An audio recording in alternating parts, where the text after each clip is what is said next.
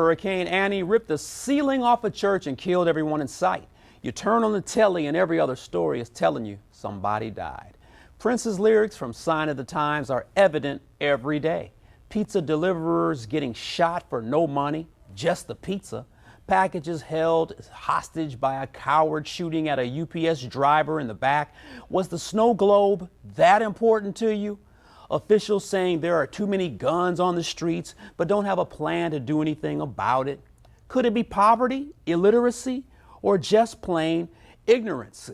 Joining us now from the Tribune Tower is the director of the UIC Reading Clinic, author of Teaching Reading to Black Adolescent Males, and James Britton, award winner, University of Illinois professor, Dr. Alfred Tatum. Dr. Tatum, thanks for being on the show tonight. Hey, it's real good. Real good to be here. Dr. Tatum, it's been a long way since Ida B. Wells housing complex, Doolittle, and is it Lindblom? Lindblom Tech. My man, I appreciate it. Hey, talk to me as a, literacy as a way out of violence and poverty. I know you've done extensive research on this, but I'm still trying to understand your concept here. A pizza deliverer gets shot, a UPS worker gets shot today on the job. I mean, could stronger literacy programs in communities decrease the violence, Dr. Tatum? I think so. Let me share this first. Most African American Latino males are not engaged in illicit criminal behaviors. But I'm not here to talk about the ones who are as victims. But having said that, the explosion of violence in Inglewood, Austin, back of the yards, I think is symptomatic of multiple forms of neglect, and educational neglect is one of them. But having said that, low levels of literacy do not necessarily lead to violence, but it causes young folks to become vulnerable. And once you become vulnerable, you become angry, and then you begin to have this reduced sense of your own humanity. Yeah. And as a result of that, we have many young folks surrendering their life chances before they get to know their life choices. Yeah, and it's interesting because in the newsroom today, Dr. Tatum, we were discussing that this could be a factor of unemployment or a factor of low self-esteem, but there are other poverty-stricken areas where the violence isn't this intense. And so talk to me a little bit about vulnerability. I mean, you got two men who basically wake up this morning and shoot a UPS worker. That's unbelievable. Explain the vulnerability factor and how that can lead to other issues. Yeah, a couple of things. When you become vulnerable, you lose a sense of self, you lose your identity. And it's like being hit in the head with a setting ball. You're not conscious of your behaviors. But there's a larger issue here, and what we're seeing is really a generation of neglect. Because in Chicago, for example, we have not had any serious systematic efforts focused on African American and Latino males in the past 30 years or so. So this is an outgrowth of that type of neglect. And as a result of that, we have difficulty helping our young men recover, reconcile to a new identity, or become resilient. That's the opposite of being vulnerable.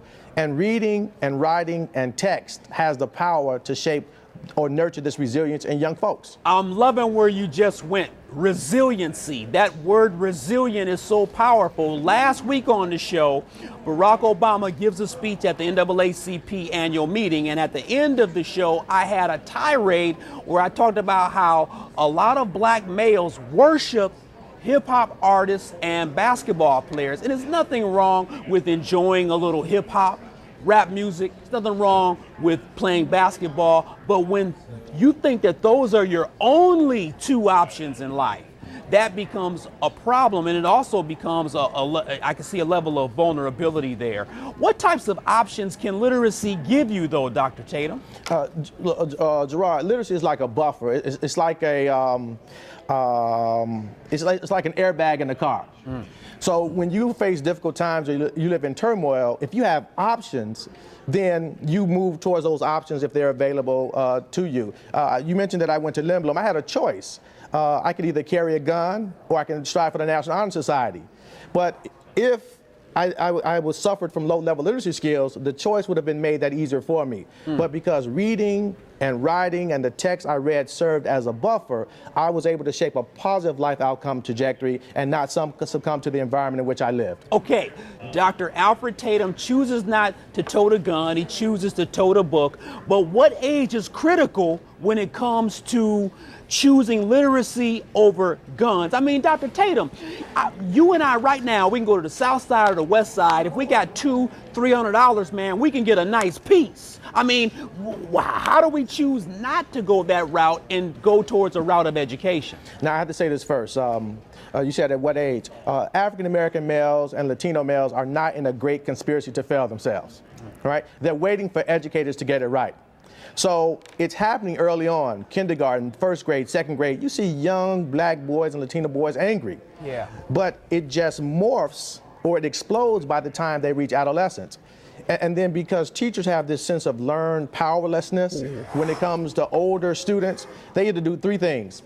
They give up, they become despondent or pessimistic, or they get tired of trying. And as a result, we have these young men trying to figure out what manhood means, how to shape these positive life outcome trajectories on their own. Yeah. And it's more difficult if you have low levels of literacy. Wow. Dr. Alfred Tatum, hold tight. Still to come, your comments on shoot 'em up in Inglewood. UPS package delivery driver shot at 65th and Hermitage. Do pizza deliverers, FedEx and UPS drivers and florists need to pack heat to get the merchandise to you? Is it time to carry and conceal or to focus on more employment and educational opportunities? Dr. Alfred Tatum is with us tonight. Call me, 630-575-TALK. Garrard McClendon live, back in 2.